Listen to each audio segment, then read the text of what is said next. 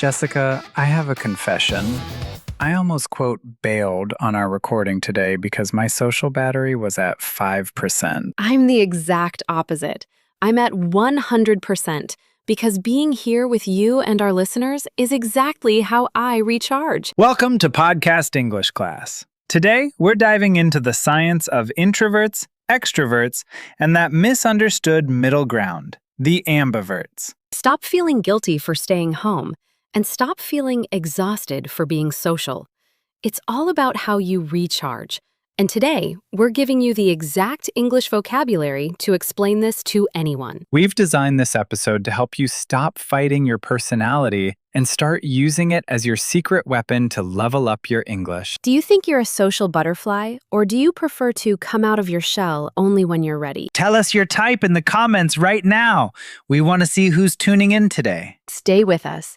You might understand yourself better in the next 10 minutes than you have in years. Let's begin. So let's start with something simple but powerful. Have you ever had a weekend that felt perfect to you, but completely strange to someone else? Oh, absolutely. I think that happens more often than we realize. What feels like heaven to one person feels like boredom to another. Exactly. Last month, I decided I wouldn't make any plans. No meetings, no coffee, no calls. I stayed home, watched 2 old movies, and barely checked my phone. That already sounds peaceful to me, but I have a feeling there's more. There is. On Saturday, I felt calm. On Sunday morning, still relaxed. But by Sunday night, something shifted. The apartment felt too quiet. I wasn't tired. I was restless. Restless is such a good word. Not exhausted, not sad, just unsettled. Yes, I realized silence wasn't recharging me anymore. I actually missed conversation. I missed hearing someone laugh. That's so interesting, because if I had that exact same weekend, I would probably feel deeply refreshed, like my mind had space to breathe. And that's the heart of today's topic. Not everyone relaxes the same way. Some people regain energy through quiet. Others regain energy through connection. When I finally called a friend Sunday evening, I felt my mood change in minutes. My energy came back. It was like plugging in a charger. That tells you something important about yourself. It really did. I used to think relaxing meant being alone.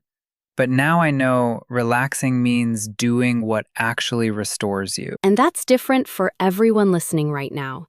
Maybe you love staying home with a book. Maybe you feel alive when you're surrounded by people. Neither one is better. That's the key. Yes, this isn't about labeling. It's about understanding. Because when you understand how you recharge, you stop forcing yourself to follow someone else's idea of a perfect weekend. And that's where confidence starts. Not in changing your personality, but in recognizing it. So here's something to think about. The last time you felt truly refreshed, what were you doing? Were you alone in a quiet space? Or were you talking, laughing, sharing stories? Your answer already tells you something important. And we're just getting started. Quick question.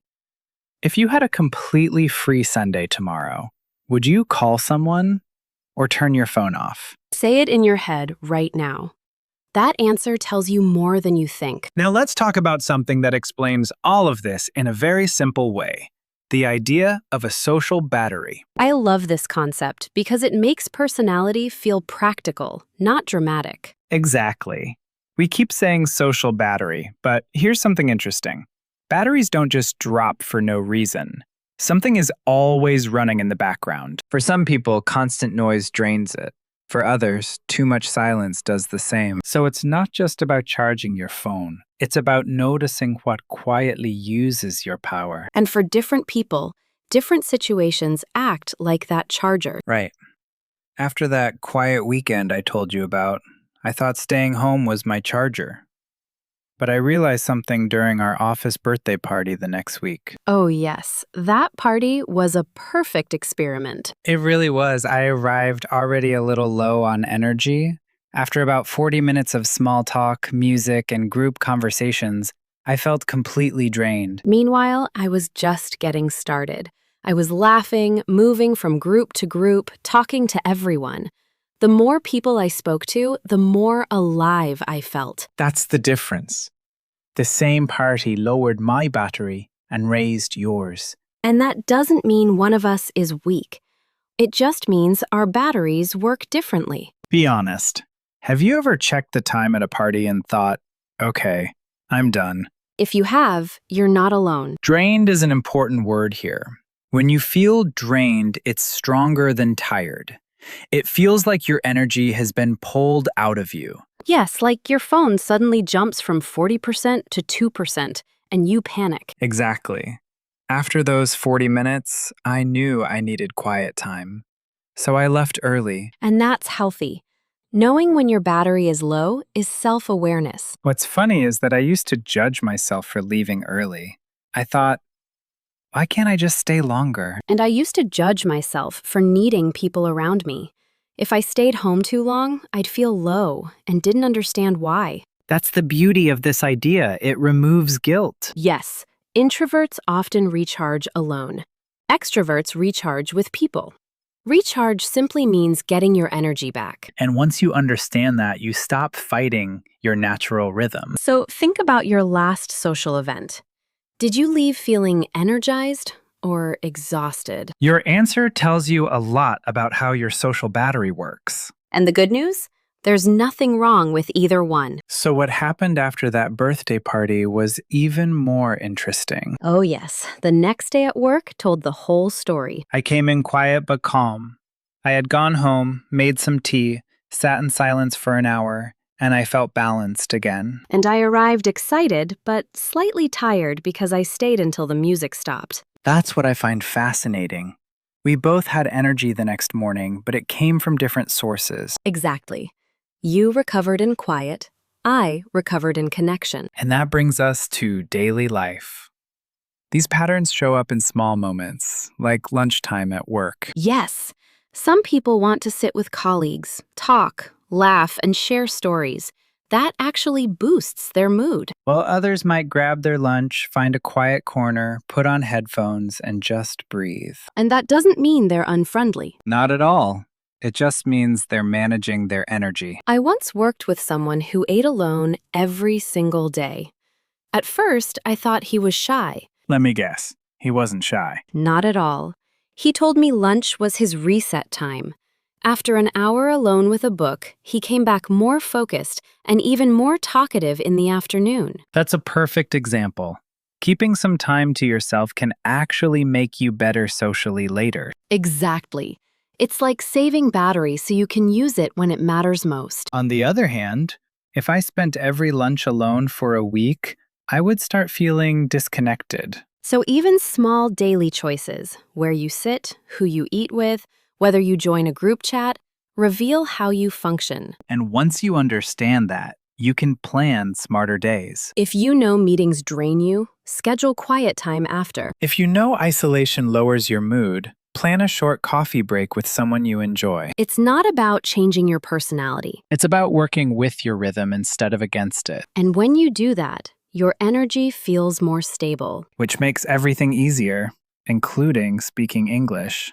Now let's move into something that really shows the difference between personalities: how we behave with strangers. Ooh, this is a good one. This is where things become very clear. Picture this. You're sitting at the airport. Your flight is delayed, and the person next to you sighs loudly. What do you do? Do you make eye contact and start a conversation? Or quietly put your headphones on and look at your screen? I already know what you'd do. Of course, I'd say something. That's called striking up a conversation. Great phrase. To strike up a conversation means to start talking to someone, especially someone you don't know. Mini quiz. Does it mean A, stop talking, B, start talking, C, avoid someone? We'll give you 3 seconds. Exactly. And for some people, that feels easy. It doesn't require much effort. For others, it feels like climbing a small mountain. That doesn't mean they can't do it. It just costs more energy. That's the key word: cost. For some personalities, social interaction has a low energy cost. For others, it has a high one. I once started talking to a woman in a coffee shop because we ordered the same drink. We chatted for almost an hour. Now we're actually friends. That would never happen to me. I would order my coffee, sit quietly, and leave. And that's completely fine. The important thing for our listeners is this. Being quieter with strangers doesn't mean you lack social skills. Yes, many people are very warm and expressive, but only after they feel comfortable. That comfort level changes everything. I've noticed something interesting. You're much more talkative in small groups, That's true. Put me in a group of 3 close friends, and I can talk for hours. but put you in a room of 20 strangers? My social battery drops very quickly. That shows personality isn't just one fixed setting. It depends on context. Exactly. The people around you can raise or lower your energy. So here's something to reflect on. When you meet someone new, do you feel curious and excited? Or do you feel cautious and prefer to observe first? Both reactions are normal. And understanding which one feels natural to you helps you stop comparing yourself to others. Because confidence isn't about acting like someone else. It's about knowing your own social rhythm. There's another expression that people often say to quieter personalities. And honestly, it can feel a little uncomfortable. I think I know what you're about to say. Come out of your shell, right? Exactly. People say it like it's helpful advice. Let's explain it. To come out of your shell means to become more open and talkative after being quiet or shy, like a turtle leaving its shell. It sounds cute, but sometimes it feels like pressure. Yes, because it suggests that being quiet is something that needs to be fixed. I remember a team meeting a few years ago. There was a new colleague who barely spoke during the first week. Some people thought she wasn't confident. Let me guess, she just needed time. Exactly. After a few weeks, once she felt comfortable, she started sharing incredible ideas. She didn't change her personality. She just felt safe enough to speak. That's such an important distinction. Growth happens naturally, not through force. Right. Encouragement is good. Pressure is not. And the same applies in language learning. Some students speak immediately, even if they make mistakes. Others prefer to listen carefully first, build vocabulary, and then speak when they feel ready. Both approaches can work. The key is understanding your own pace. Because when someone says, be more outgoing, it can feel like they're asking you to become someone else. But confidence doesn't mean changing your personality. It means using your personality effectively. If you're naturally reflective, that can make you a thoughtful speaker. If you're naturally expressive, that can make you a fluent communicator. So instead of forcing yourself out of your shell, maybe ask yourself a different question. What environment helps me open up naturally? That question leads to growth without guilt. And that's much healthier in the long run. Now, here's something that might surprise some of our listeners. Not everyone fits clearly into one category. Yes, this is where things get interesting. You're not always one thing or the other. There's a word for people who feel comfortable in both worlds. Ambivert. An ambivert is someone who sometimes enjoys being social and sometimes prefers being alone. It really depends on the situation. Let me test you quickly. Imagine this. Friday night. Your friends cancel dinner. Are you secretly relieved or slightly disappointed? If your answer is both, welcome to the Ambivert Club. See, it's not complicated. It's just flexible. I actually used to think personality was fixed.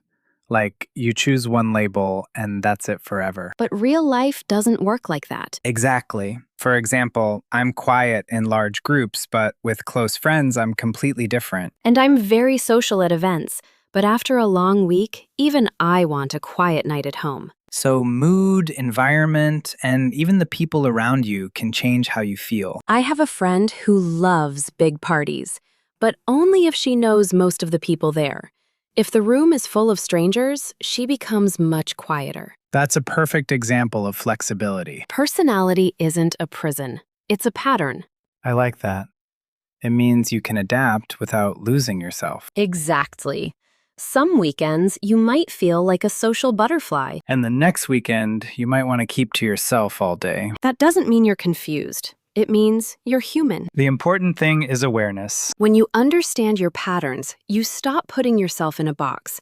And you also stop judging others so quickly. Because maybe the person who left the party early last night will be the most talkative person at lunch tomorrow. Energy changes, context changes. And that's completely normal. So how does all of this actually help you in real life? That's the real question. Understanding your personality isn't just interesting, it's practical. When you know what drains you and what recharges you, you can design better days instead of just reacting to them. For example, if big meetings exhaust you, don't plan another social activity right after. Give yourself recovery time. And if staying alone too long lowers your mood, schedule a short call with a friend or grab a quick coffee with someone you enjoy. It's not about changing who you are. It's about working with your energy instead of fighting it. I used to force myself to stay longer at events because I thought leaving early looked rude. And how did that feel? Honestly, irritating.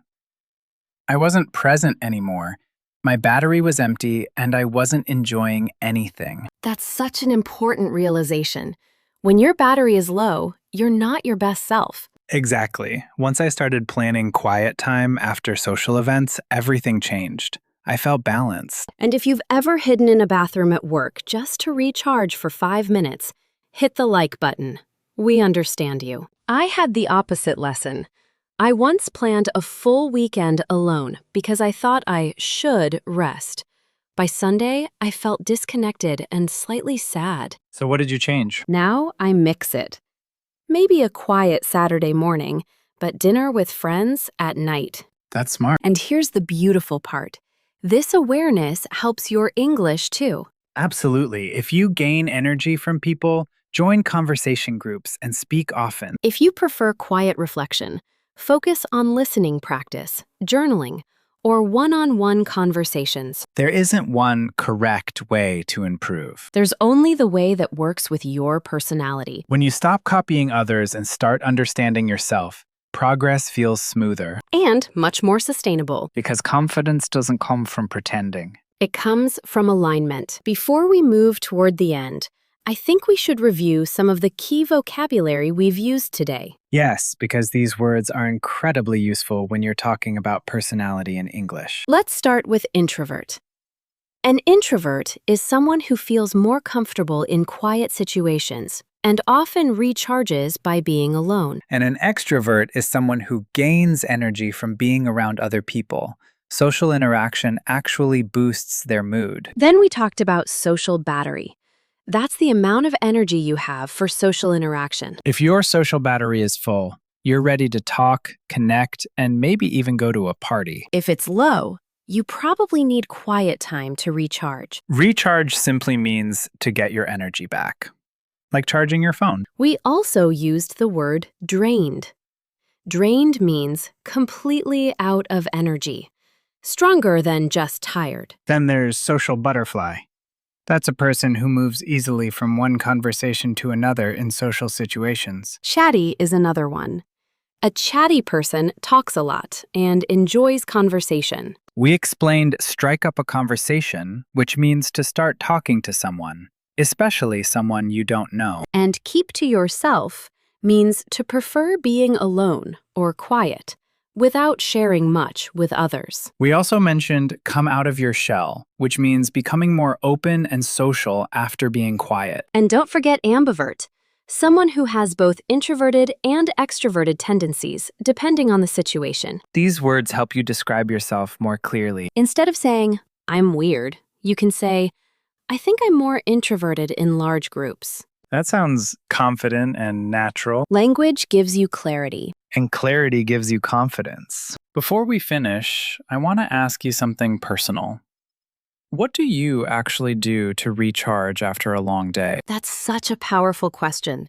Not what you think you should do, but what truly restores you. Maybe you call a friend and talk for an hour. Or maybe you turn off your phone, make tea, and sit in silence. There's no correct answer here. But there is an honest one. And that honesty matters.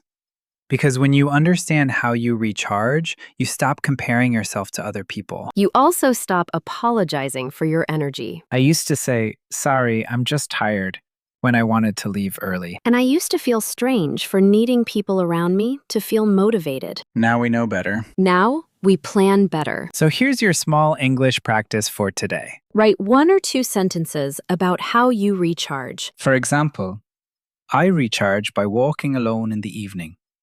I think I'm more introverted. Or, I feel alive after meeting friends. My social battery fills up when I'm around people. Keep it simple, keep it honest. And notice how powerful it feels to describe yourself clearly in English. That's real progress. Not just vocabulary, but self-awareness. You know what's funny, Jessica? If we had that office birthday party again tomorrow, I'd probably still leave after 40 minutes. And I'd probably still stay until the music stops. But this time, I wouldn't feel guilty about walking out early. And I wouldn't think you were being antisocial. We'd just understand that our batteries work differently. Exactly. That party wasn't about who was right. It was about rhythm. Different rhythms, same workplace. Imagine those rhythms in a relationship. What really happens when an introvert dates an extrovert, and who ends up more exhausted? And that's really the heart of today's conversation. Not changing who you are. But understanding how you recharge. So the next time you leave a party early, Or the next time you need people around you to feel alive. remember, nothing is wrong with you. You're not too quiet. You're not too social. You just have your own energy pattern. And when you understand that, you can plan better days, better conversations, and even better English practice. So before we say goodbye, tell us, what's your type? Introvert, extrovert, or somewhere in the middle. Write 1 honest sentence in the comments about how you recharge. We really do read them. And if today's episode helped you understand yourself a little better, don't forget to subscribe and share it with someone who might need this message. Different batteries, same English journey. Next time, we might talk about something even more interesting.